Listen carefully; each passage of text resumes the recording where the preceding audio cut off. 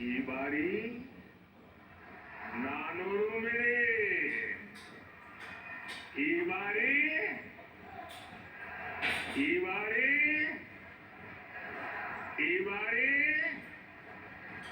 साथियों, पिछले 10 वर्षों में देश ने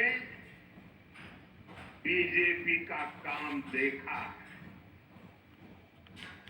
बीजेपी की सबसे बड़ी प्राथमिकताएं हैं विकास, गरीब कल्याण और सामर्थ्यवान भारत। वहीं दूसरी ओर कांग्रेस है।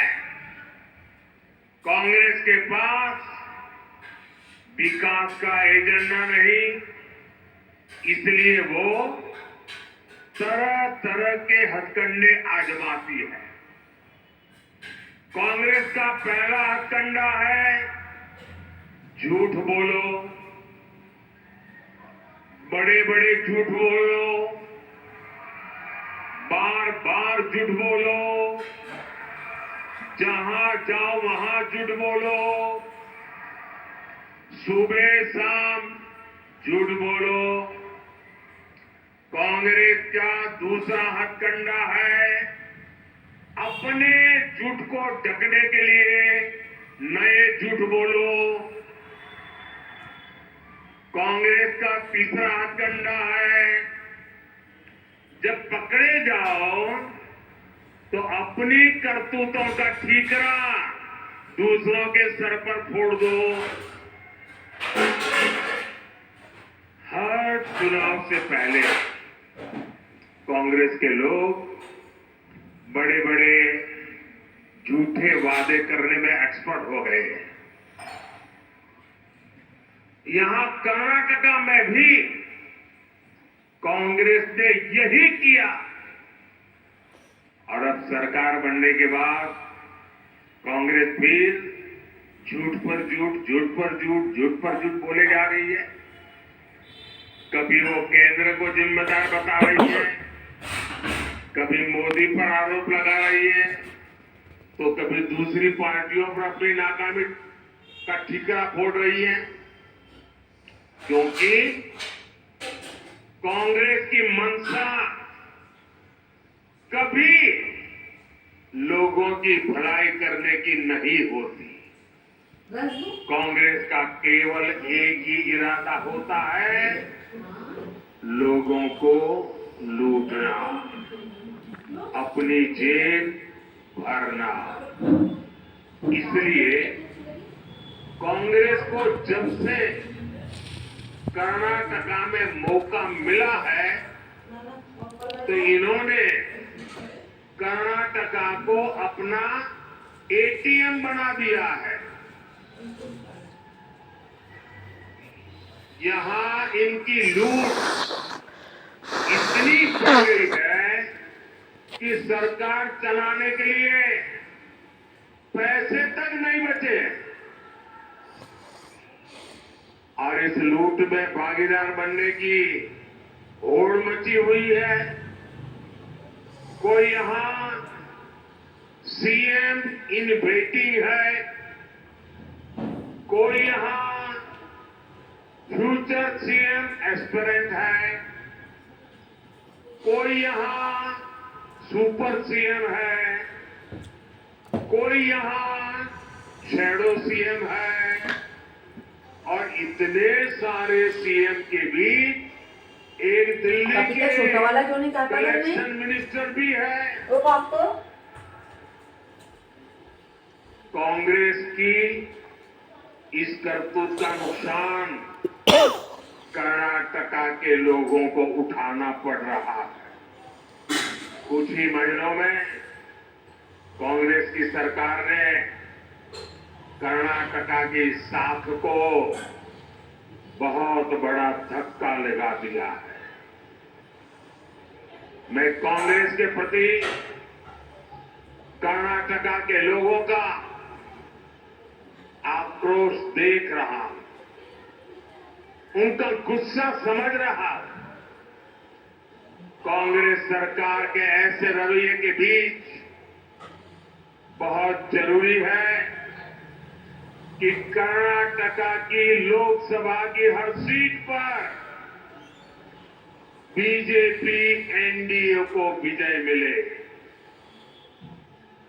बीजेपी एनडीए के सांसद कर्नाटका के लोगों की सेवा के लिए काम करेंगे, यहां केंद्र की योजनाओं को अच्छी तरह से लागू करने में मदद करेंगे।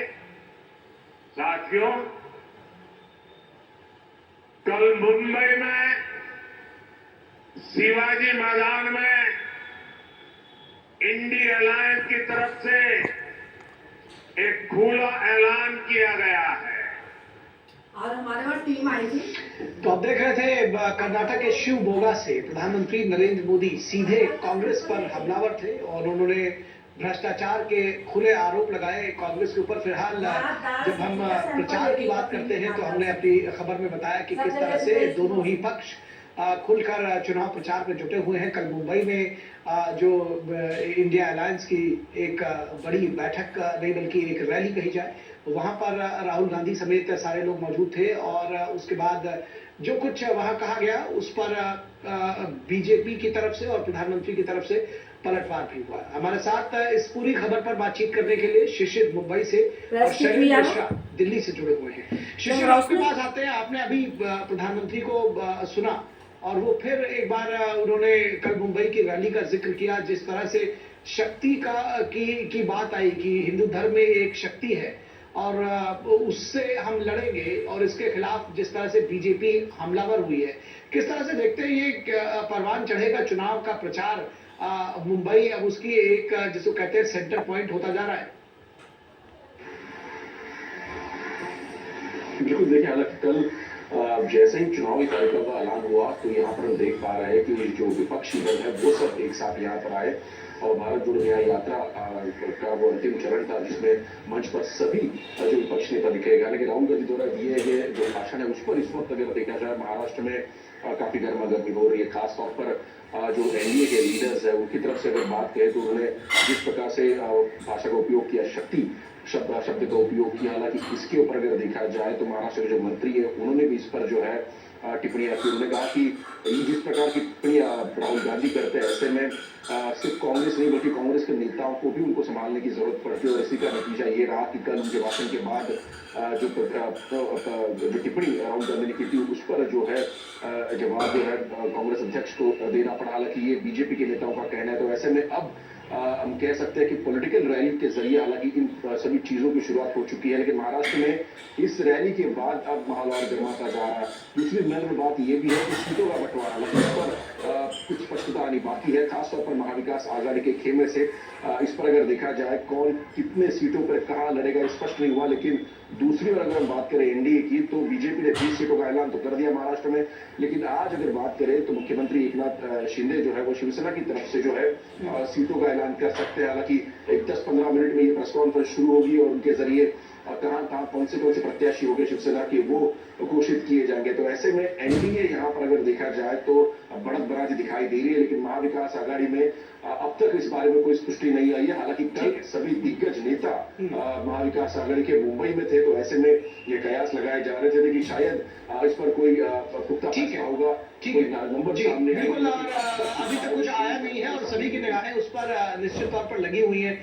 दिल्ली से जुड़े हुए हैं, दिल्ली की सियासत की बात कर ले शैलेंद्र, आपसे समझने की कोशिश करेंगे। अभी तो सीईसी पर सबकी निगाहें हैं, बीजेपी की अगली लिस्ट और कांग्रेस क्या कुछ जानने जा रही है, सीडब्ल्यूसी पर भी निगाहें हैं, क्या कुछ बताएंगे, क्या जानकारी देंगे आप? देखिए, जब से लोकसभा चुनाव की तारीखों का ऐलान हुआ है जो राजनीतिक दल है वो इस कोशिश में है कि ज्यादा से ज्यादा उम्मीदवारों के नामों का ऐलान कर दे।